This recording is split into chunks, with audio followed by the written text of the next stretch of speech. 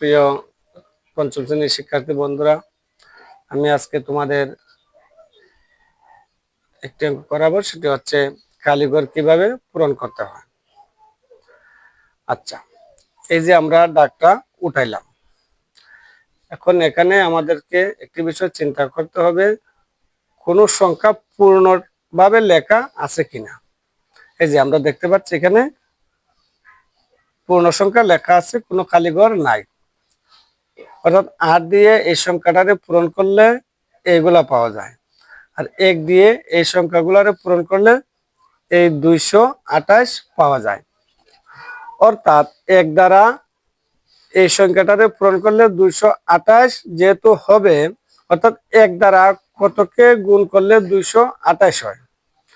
1 দ্বারা 228 কে গুণ করলে 228 পাওয়া যায়। তাহলে অবশ্যই এখানে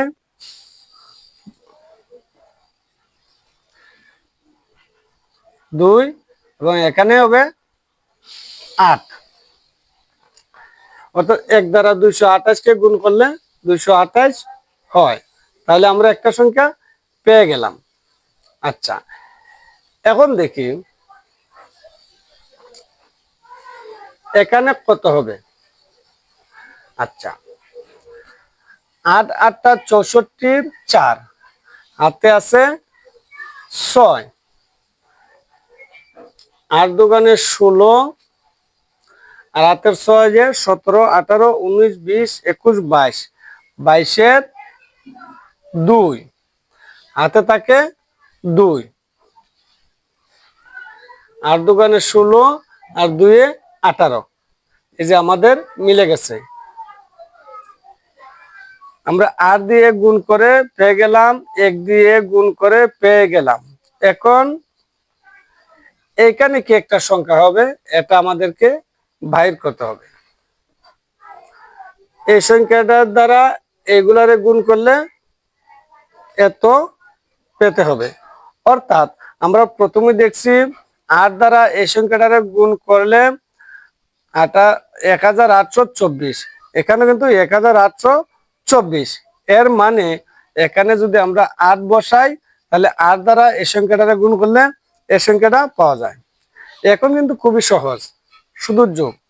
4 এর 4, 2 আর 8 এ 10 এর 0, হাতে আছে 1,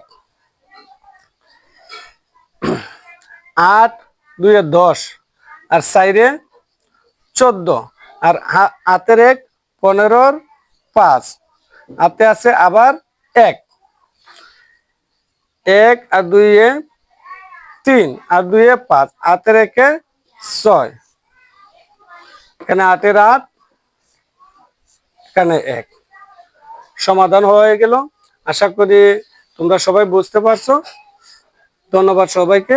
পরবর্তী অঙ্ক নিয়ে আসছি খুব শীঘ্রই। ধন্যবাদ।